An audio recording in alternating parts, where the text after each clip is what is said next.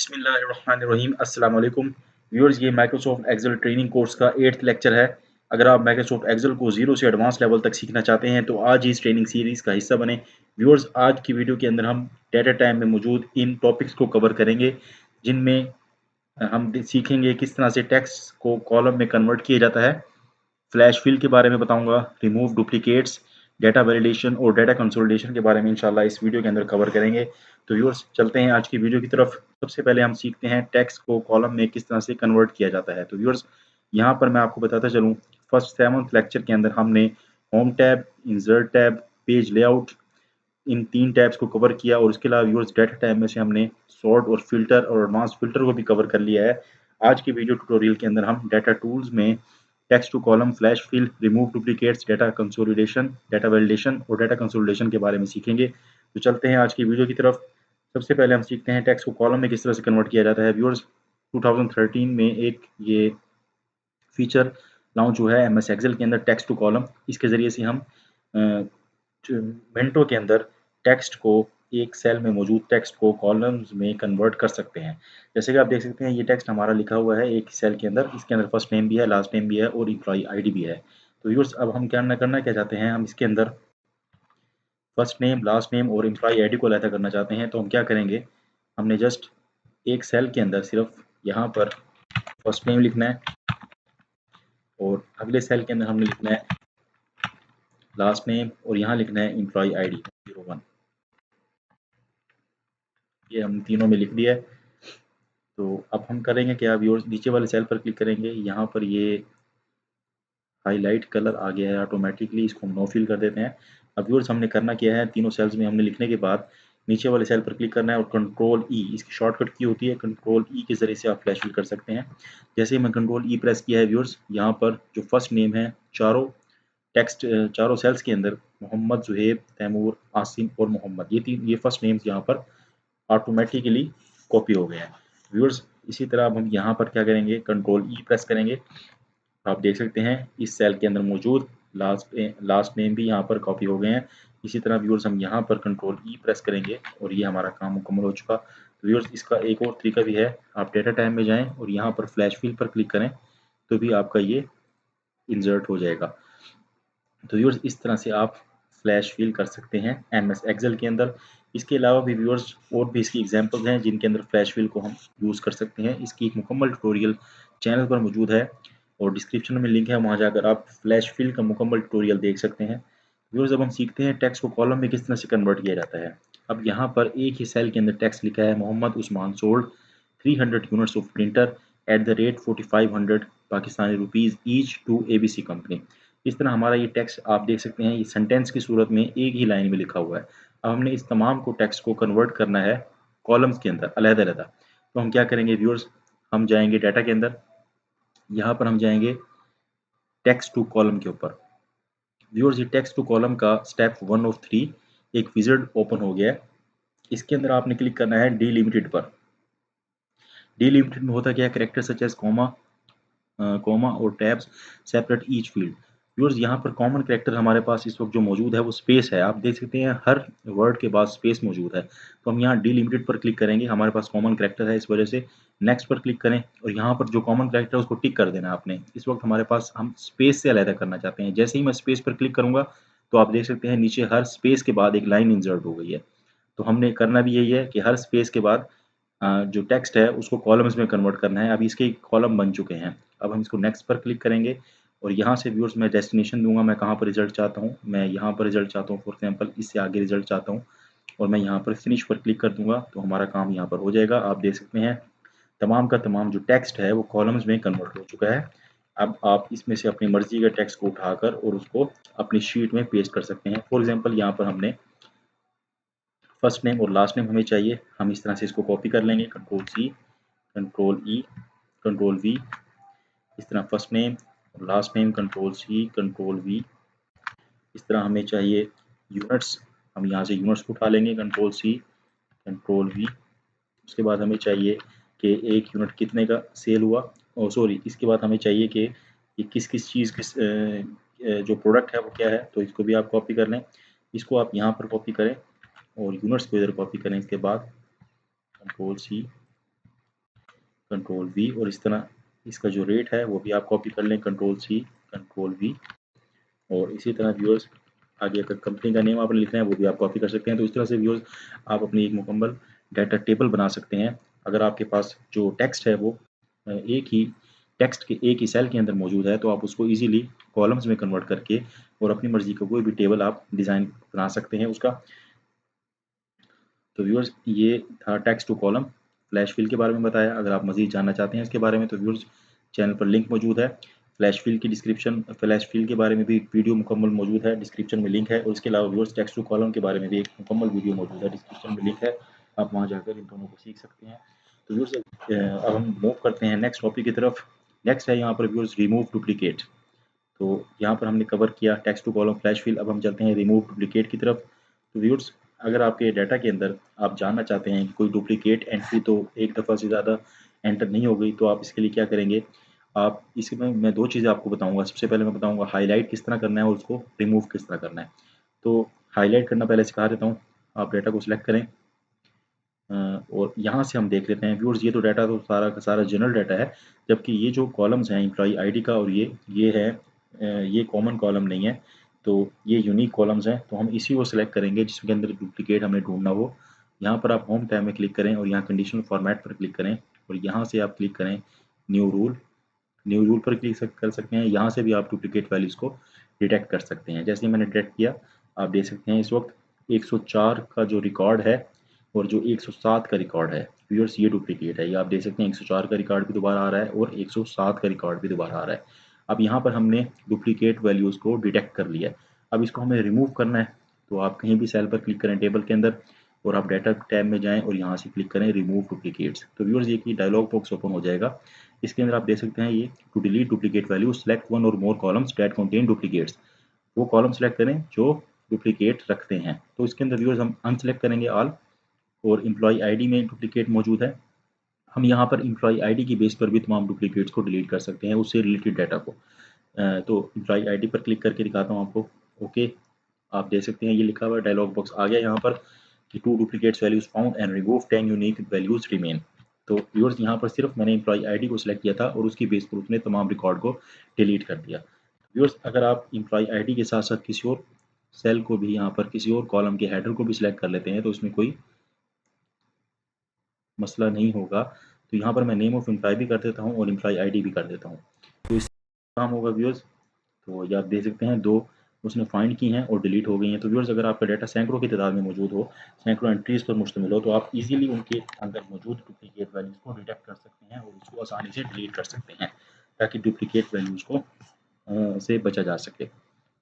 तो व्यूअर्स अब हम चलते हैं अपने नेक्स्ट टॉपिक की तरफ। व्यूअर्स यहाँ पर एक और चीज़ आपको बताता चलूँ, अगर मैं डाटा वैलिडेशन, अगर मैं यहाँ पर कंडीशनल फॉर्मेटिंग के थ्रू यहाँ पर इन दोनों कॉलम्स पर रिस्ट्रिक्शन लगा दूँ कि इसके अंदर डुप्लीकेट वैल्यू एंटर ना हो, तो मैं यहाँ न्यू रूल पर जाऊँगा और यहाँ पर क्लिक करूँगा फॉर्मेट यूनिक और डुप्लीकेट वैल्यूज़, डुप्लीकेट पर फॉर्मेट लगा दूंगा। जैसे ही डुप्लीकेट हम एंटर करेंगे तो वहाँ पर उसका होगा क्या, सेल हमारा रेड फिल हो जाएगा। ओके ओके, अब मैंने यहाँ पर ये डुप्लीकेट वैल्यूज़ के लिए रिस्ट्रिक्शन लगा दी है। अब जैसे ही मैं कोई और एंट्री करता हूँ, जैसे मैं 107 की एंट्री पहले हो चुकी है, 107 जैसे ही एंटर करूँगा, एंटर दबाते ही वो रेड हो जाएगा। तो इससे हमें ये पता लग जाएगा कि इस एम्प्लॉई का हमने पहले से डाटा एंटर किया हुआ है। तो व्यूअर्स इस तरह से आप डुप्लीकेट वैल्यू को दाखिल होने से रिस्ट्रिक्ट कर सकते हैं। अब व्यूअर्स चलते हैं नेक्स्ट टॉपिक की तरफ, वो है डाटा वैलिडेशन। व्यूअर्स ये बड़ा इंपॉर्टेंट टॉपिक है। शुरू में जब मैंने आपको लेक्चर्स की सीरीज शुरू करवाई थी उसके अंदर मैंने आपको मार्कशीट बनाना सिखाई। तो यहाँ पर एक मार्कशीट हमारे पास मौजूद है, इसके अंदर हम डाटा वैलिडेशन के मुख्तलिफ टूल को लगाने की कोशिश करते हैं। तो व्यूअर्स डाटा वैलिडेशन से होता क्या है, डाटा वैलिडेशन से हम किसी भी किस्म की रिस्ट्रिक्शन लगा सकते हैं अपने सेल्स पर। फॉर एग्जांपल यहाँ पर ये मैथ, इंग्लिश, उर्दू और पाक स्टडीज़ के सब्जेक्ट्स मौजूद हैं। इनके अंदर जो मार्क्स हैं वो 0 से लेकर 100 तक हैं, यानी मिनिमम मार्क्स 0 और मैक्सिमम 100। तो हम चाहते हैं अगर हमारे पास एंट्री करते हुए कभी गलती से 100 से ज़्यादा मार्क्स लिखे जाएँ या माइनस में मार्क्स लिखे जाएँ तो उसको रिस्ट्रिक्ट करना हो, तो आप क्या करेंगे, आप इनको सेलेक्ट करेंगे मार्क्स की रेंज को। आप जाएंगे डाटा टैब में, यहाँ पर क्लिक करेंगे डाटा वैलिडेशन के आइकॉन पर। इस वक्त व्यूअर्स मैं बताता चलूँ, इस वक्त मैं माइक्रोसॉफ्ट एक्सेल का 2019 वर्जन यूज़ कर रहा हूँ। अगर आप प्रीवियस कोई वर्जन यूज़ कर रहे हैं तो ये ऑप्शंस मुख्तलिफ हो सकती हैं थोड़ी सी। तो बहरहाल जब आप इसे क्लिक करेंगे तो डायलॉग बॉक्स यही खुलेगा जो यहाँ पर ओपन हुआ है। इसके अंदर से व्यूअर्स यहाँ पर ये क्या है, ये होल नंबर्स हैं। हम यहाँ पर सिलेक्ट करेंगे होल नंबर्स, मिनिमम मिनिमम 0 और मैक्सिमम 100। अच्छा व्यूअर्स, यहाँ पर इसके 3 टाइप होते हैं, एक सेटिंग का होता है, दूसरा होता है इनपुट मैसेज का। इनपुट मैसेज क्या होता है व्यूअर्स, अगर आप 0 या 100 के दरमियान नंबर नहीं लिखते बल्कि 101 लिख देते हैं, 120 लिख देते हैं या माइनस में लिख देते हैं, तो एक मैसेज यहाँ पर लगा होता है साथ ही, वो हमें ये बताता है कि आपने इस सेल के अंदर एंट्री करनी क्या है। तो उस मैसेज को भी यहाँ से आप कर दें, अमेंट, यहाँ लिखते हैं alert type of students between 0 to 100। ये इस वक्त हमने इनपुट मैसेज सेट कर दिया। व्यूअर्स, एरर अलर्ट, अगर आप 100 से ज़्यादा मार्क्स दाखिल करने की कोशिश करेंगे तो एकदम से आपके पास एक एरर मैसेज आएगा, इसको हम कहते हैं एरर अलर्ट। इसको भी हम अपनी मर्जी के साथ अमेंड कर सकते हैं। यहाँ भी मैं ये लिख देता हूँ, टाइप मार्क्स 0 to 100।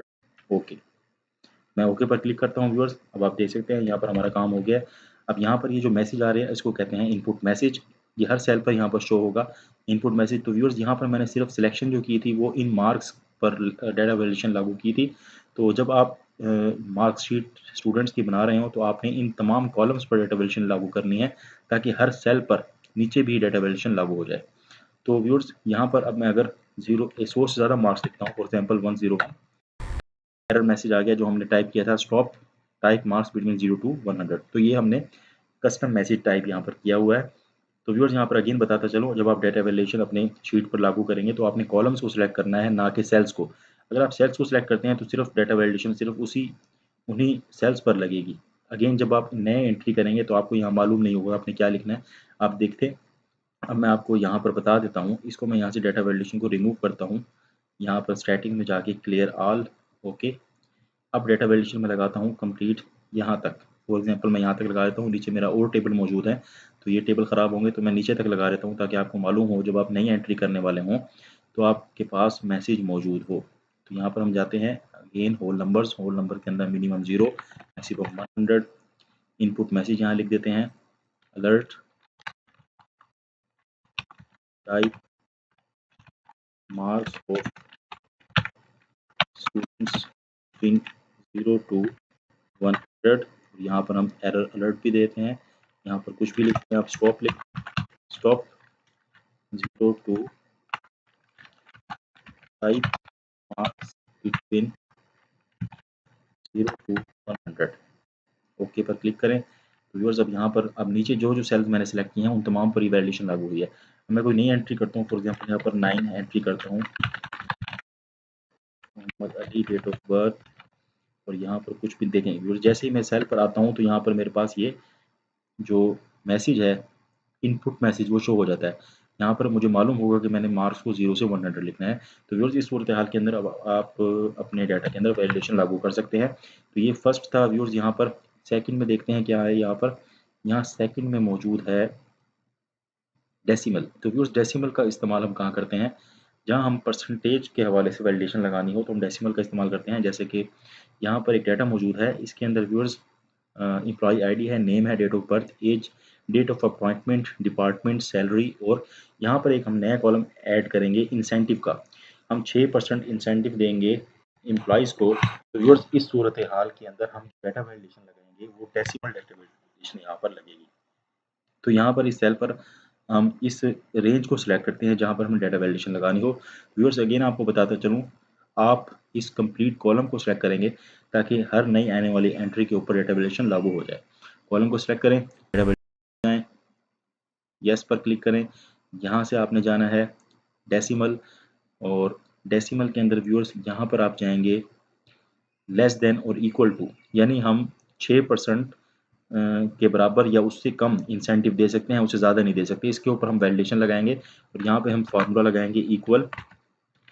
ये जो सेल है व्यूअर्स, आप देख सकते हैं इस वक्त ये जिसके ऊपर मैं लगाने लगा हूँ, ये है H50। तो यहाँ पर मैं लिखूंगा H50 मल्टीप्लाई बाय 6%। इसको मैं बड़ा करके आपको दिखा देता हूँ।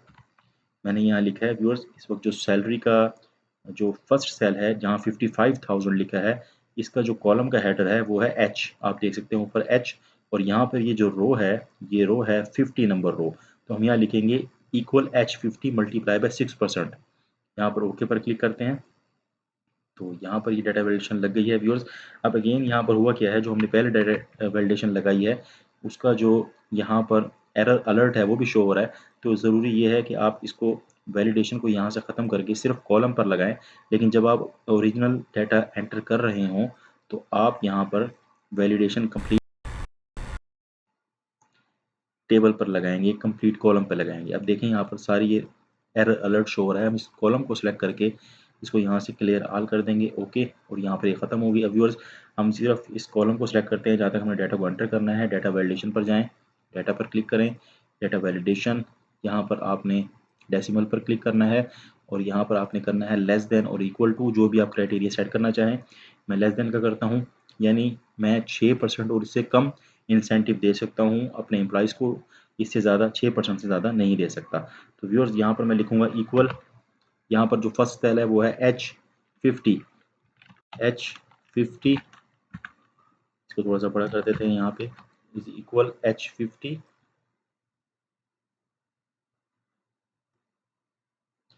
H50 मल्टीप्लाई बाय 6%, और यहाँ पर मैं क्लिक करूँगा ओके। ये डाटा वैलिडेशन लग चुकी है। अब मैं यहाँ पर इसका फार्मूला लगाता हूँ जो मैंने डाटा वैलिडेशन सेट की है। मैं यहाँ पर लिखूँगा equal this cell multiply by 6%, enter. तो व्यूअर्स ये 3300 यहाँ पर निकल आया है। अब इसको मैं यहाँ से यहाँ पर ड्रैग कर देता हूँ। तो व्यूअर्स अब यहाँ पर डाटा वैलिडेशन सेट हो चुकी है। अगर मैं यहाँ पर इंसेंटिव 6% से ज़्यादा देना चाहूँ, इवन 6.1% भी करूँगा, तो ये एरर मैसेज आ कि यहाँ पर हमने वैलिडेशन लगा दी है, हमने वैलिडेशन सेट की है कि हम 0 से 6% तक इंसेंटिव दे सकते हैं। तो व्यूअर्स ये जो एरर मैसेज शो हो रहा है इसको भी आप अमेंड कर सकते हैं, वो मैंने आपको तरीका पहले बताया है। इसका तरीकाकार क्या होगा, आप यहाँ पर अगेन जाएंगे, ये डाटा वैलिडेशन सेट है, यहाँ पर एरर अलर्ट में जाएंगे, यहाँ पर लिखेंगे stop incentive must be between 0 to 6% only, okay viewers. अब जैसे ही मैं यहाँ पर 6% से ज़्यादा किसी एम्प्लॉई को दूंगा, यहाँ 7 करते हैं, एंटर कर मैसेज आएगा जो मैंने यहाँ पर सेट किया है, error message stop incentive must be between 0 to 6%। Viewers इस डेसिमल सूरत हाल के अंदर आप ये वैलिडेशन लगाएंगे। तो व्यूअर्स नेक्स्ट वैलिडेशन देखते हैं इसमें क्या मौजूद है। नेक्स्ट है व्यूअर्स यहाँ पर लिस्ट। तो व्यूअर्स लिस्ट किस वक्त मेंटेन करते हैं, व्यूअर्स अगर कोई एक ही डाटा आपको बार बार एंटर करना हो तो हम डाटा वैलिडेशन के थ्रू उसकी लिस्ट मेंटेन कर सकते हैं। जैसे कि आप देख सकते हैं यहाँ पर रीजन है, तो रीजन यहाँ पर है ईस्ट, वेस्ट, नॉर्थ और साउथ। तो यहाँ पर आप डाटा वैलिडेशन की जिस तरह से लिस्ट मेंटेन की है, मुझे यहाँ पर आसानी हो जाती है। मैं अगेन यहाँ पर आता हूँ और जब भी डाटा एंटर करने वाला हूँ तो मैं इस लिस्ट में से सिलेक्ट करके अपने डाटा को टाइप कर सकता हूँ। इसी तरह व्यूअर्स ये प्रोडक्ट की लिस्ट भी यहाँ बनी हुई है, मैं एक लिस्ट को यहाँ से डिलीट कर देता हूँ और आपको अगेन बनाना सिखाता हूँ। यहाँ पे क्लियर ऑल, ओके। अब व्यूअर्स आपने क्या करना है, यहाँ पर सेल को सिलेक्ट करना है और उसके बाद व्यूअर्स डाटा वैलिडेशन पर जाना है और डाटा वैलिडेशन में से आपने यहाँ पर लिस्ट पर क्लिक करना है। व्यूअर्स ये लिस्ट वाला इस वक्त बॉक्स यहाँ पर शो हो जाएगा। इसके अंदर से व्यूअर्स सोर्स देना आपने, अगर आपके पास लिस्ट पहले से बनी हुई है तो आप सोर्स दे दें, अदरवाइज यहाँ पर टाइप कर दें। टाइप कर देंगे हम यहाँ पर जो यहाँ पर हमारे पास हमें ऑप्शंस चाहिए, तो इसके अंदर हम लिख लेते हैं कीबोर्ड, कोमे के साथ आपने लिखना है, स्पेस दबानी है, mouse, printer, LCD, CPU, RAM, hard disk, pen drive, speaker. Viewers ये हमने लिस्ट यहाँ पर लिख दी है। अब मैं ओके पर क्लिक करूँगा और आप देख सकते हैं यहाँ पर ये लिस्ट बन चुकी है। हमने जस्ट इस लिस्ट पर क्लिक करना है और अपनी मर्जी की यहाँ पर प्रोडक्ट को सिलेक्ट कर लेना है। तो इस तरह हमारा बहुत सा टाइम सेव होगा व्यूअर्स। अब यहाँ पर ये लिस्ट सिर्फ बनी है और बाकी सेल्स पर नहीं बनी। आपने क्या करना है, जब आप शीट जब बनाने लगेंगे उस वक्त वैलिडेशन लागू करेंगे, कंट्रोल सी करके बाकी सेल्स पर अप्लाई कर देना है जहाँ तक आपने डाटा को एंटर करना हो। तो इस तरह आप उसको अप्लाई करेंगे। मैं यहाँ तक इसको अप्लाई करता हूँ, कंट्रोल वी। अब तो ये मैंने कंट्रोल सी से जब इसको कॉपी किया है तो यहाँ पर हार्ड डिस्क पहले से लिखा हुआ था, तो इसको आप करेंगे क्या, यहाँ से आप डिलीट कर देंगे और जो जो प्रोडक्ट्स आपने सेलेक्ट करने हो आप जस्ट इस लिस्ट पर क्लिक करके उन प्रोडक्ट्स को सिलेक्ट कर सकते हैं इजीली। इससे आपका बहुत सा टाइम सेव हो सकता है। तो व्यूअर्स ये था डाटा वैलिडेशन में के ज़रिए से लिस्ट को मेंटेन करना। व्यूअर्स अगर आप इसके बारे में भी कंप्लीट ट्यूटोरियल देखना चाहते हैं तो एक डायनेमिक लिस्ट होती है डाटा वैलिडेशन के थ्रू क्रिएट करना डायनेमिक लिस्ट, तो उसके बारे में एक मुकम्मल ट्यूटोरियल चैनल पर मौजूद है। अगर आप डायनेमिक लिस्ट मेंटेन करना चाहते हैं डाटा वैलिडेशन के थ्रू तो आप उस वीडियो को देख सकते हैं। तो व्यूअर्स इसके बाद हम देखते हैं यहाँ पर क्या मौजूद है। इसके बाद है यहाँ पर लिस्ट के बाद है डेट एंड टाइम। तो व्यूअर्स डेट एंड टाइम पर डाटा वैलिडेशन लागू करनी है, जैसे ये डेट मौजूद है यहाँ पर तो आप इजीली कर सकते हैं। उसका क्या तरीकाकार है, यहाँ पर व्यूअर्स इसका जो साइज़ है वो इंक्रीज़ कर लेते हैं डेट का। यहाँ पर 00 आ रहे हैं, ये शॉर्ट डेट इसको कर लेते हैं शॉर्ट डेट। और यहाँ पर नंबर फॉर्मेट में जाके कस्टम पे जाके इसको आपने कर देना है $y ताकि ईयर मुकम्मल हो जाए। ओके, अब यहाँ से ईयर मुकम्मल है। व्यूअर्स यहाँ पर हमने डेटा वैलिडेशन लगानी है तो आप इजीली लगा सकते हैं। उसमें क्या होगा, अगर आप डेट ऑफ बर्थ पे डाटा वैलिडेशन लगाना चाहते हैं, यानी एम्प्लॉई की इस वक्त यहाँ पर हम चल जाते हैं इस लिस्ट पर मार्क्स वाले कर। तो व्यूअर्स इसके अंदर हम डाटा वैलिडेशन सेट करते हैं।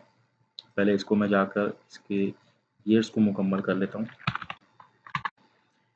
तो इस कॉलम को आपने सेलेक्ट करना है, डाटा पर जाना है, डाटा वैलिडेशन पर क्लिक करना है और यहाँ पर आपने क्लिक करना है डेट पर। और डेट के अंदर व्यूअर्स यहाँ पे आप स्टार्ट डेट और एंड डेट लिख सकते हैं, यानी कब से कब तक की आपने डेट ऑफ बर्थ यहाँ पर डालनी है। तो इस तरह से वैलिडेशन यहाँ पर सेट हो जाएगी। तो व्यूअर्स हम यहाँ पर जो वैलिडेशन है वो डेट के बजाय एज पर लगाते हैं। पहले मैं आपको डेट पर ही लगाना सिखाता हूँ। स्टार्ट डेट यहाँ लिख देते हैं हम, फॉर एग्जाम्पल यहाँ पे हम लिख देते हैं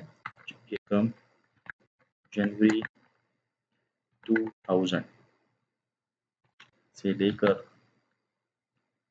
यहाँ हम कर देते हैं 31 दिसंबर 2010। ओके व्यूअर्स इस पर वैलिडेशन लग चुकी है।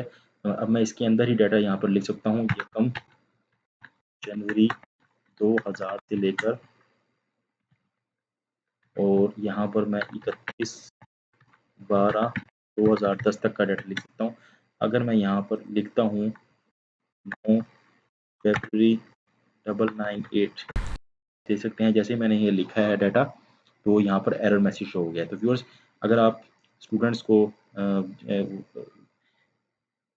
18 साल तक के स्टूडेंट्स को यानी दाखिला देना चाहते हैं अपने स्कूल में कॉलेज में, तो इस टाइप वैलिडेशन को आप सेट कर सकते हैं मिनिमम एज और मैक्सिमम एज के दरमियान। जिस एज में आपने यहाँ पर डाटा वैलिडेशन सेट करनी हो आप इजीली कर सकते हैं। तो व्यूअर्स यहाँ पर अब हमने डेट पर डाटा वैलिडेशन लागू करना सीखी है। अच्छा व्यूअर्स इसी तरह अगर आपने इसकी जो बेस्ट एग्जांपल है वो यहाँ पर सेल्स मौजूद हैं जून की। तो व्यूअर्स यहाँ पर हम इस पर डाटा वैलिडेशन लगाते हैं। इसके अंदर हम करेंगे क्या, हम जाएंगे डाटा वैलिडेशन के टैब पर और यहाँ पर इसको पहले हम करेंगे क्लियर ऑल, और फिर मैं अगेन बताता हूँ आपने क्या करना है। डेट पर क्लिक करना है, स्टार्ट डेट करना है यकम जून 2022, एंड डेट करना है 30 जून 2022। इसको मैं बड़ा करके आपको दिखा देता हूँ। इस तरह से आपने टाइप करना है डेट बिटवीन यकम जून 2022 से 30 जून 2022। ओके पर क्लिक करें। इस पर डाटा वैलिडेशन लग चुकी है। अगर मैं इसके अंदर, क्योंकि व्यूअर्स ये डाटा इस वक्त मैं जून का सेट कर रहा हूँ, अगर मैं इसमें जुलाई की डेट लिखता हूँ या मई की डेट लिखता हूँ तो ये एरर मैसेज आ जाएगा। आप देख सकते हैं अगर मैं इसमें लिखता हूँ 31 मई 2022, एरर मैसेज आ गया क्योंकि यहाँ पर हमने वैलिडेशन जून के महीने की सेट की हुई है। इस तरह व्यूअर्स आप टाइम की कर सकते हैं। अगर जो ऑफिस का टाइम है वो 8 बजे से शाम 5 बजे तक है तो आप इस कॉलम के ऊपर डाटा वैलिडेशन सेट कर सकते हैं। डाटा वैलिडेशन पर जाएं, यहाँ पर आपने टाइम पर क्लिक करना है और टाइम के अंदर व्यूअर्स यहाँ पर पहले से हमने टाइम डाला हुआ है। आप देख सकते हैं 9 AM से लेकर 5 PM तक।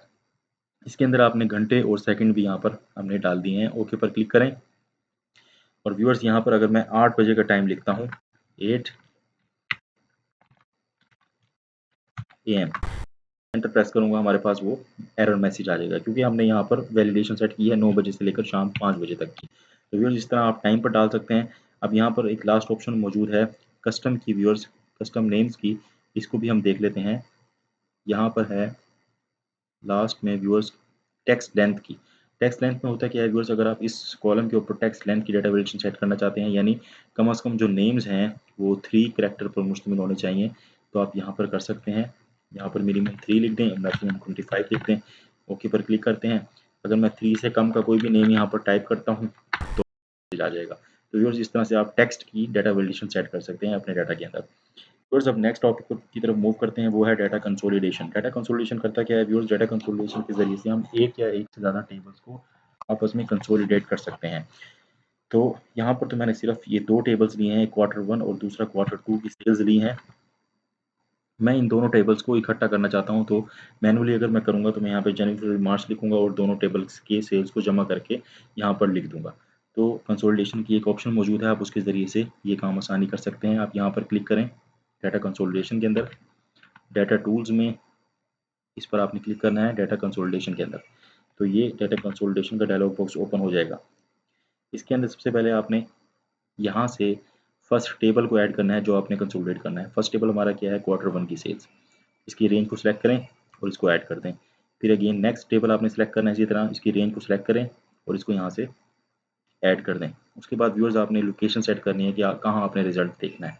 तो यहाँ पर मुझे रिजल्ट चाहिए, यहाँ मैं इस तरह से इसको सिलेक्ट करता हूँ और ओके पर क्लिक करता हूँ। व्यूअर्स हाँ, यहाँ पर आपने क्या करना है, टॉप रो भी हमें चाहिए, ये टॉप रो है और लेफ्ट कॉलम है।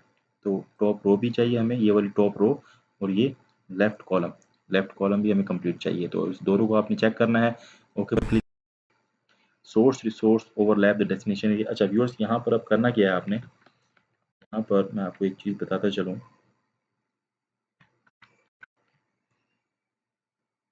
यहाँ पर हमारे से एक गलती हुई है, वो अगेन मैं आपको बता देता हूँ। डाटा वैल्यूएशन पर जाएँ, सॉरी कंसोलिडेशन पर जाएँ और यहाँ पर इनको पहले आप डिलीट कर दें और अगेन मैं आपको बताता हूँ।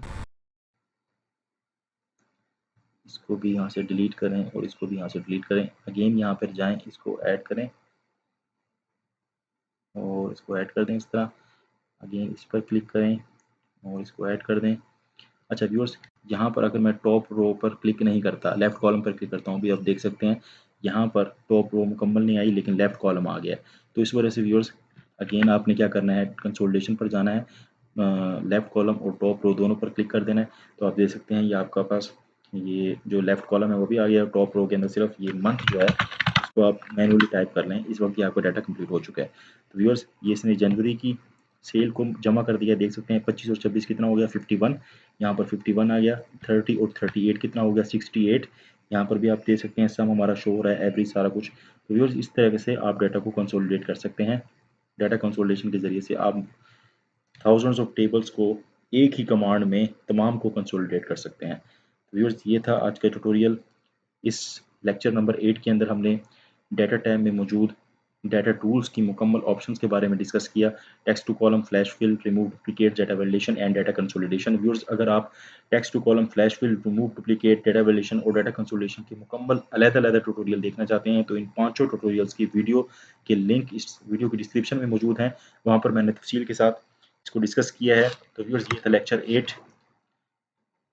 इस MS एक्सेल को ज़ीरो लेवल से एडवांस लेवल तक सीखने के लिए आज ही इस सीरीज़ का हिस्सा बने और चैनल को ज़रूर सब्सक्राइब करें। अगर वीडियो पसंद आई है वीडियो को लाइक भी करें, शेयर भी करें और कमेंट्स में अपनी राय का इज़हार करें और इंस्टेंट नोटिफिकेशन के लिए बेल आइकन को प्रेस करें ताकि हर नई आने वाली वीडियो की नोटिफिकेशन आप तक पहुंच सकें।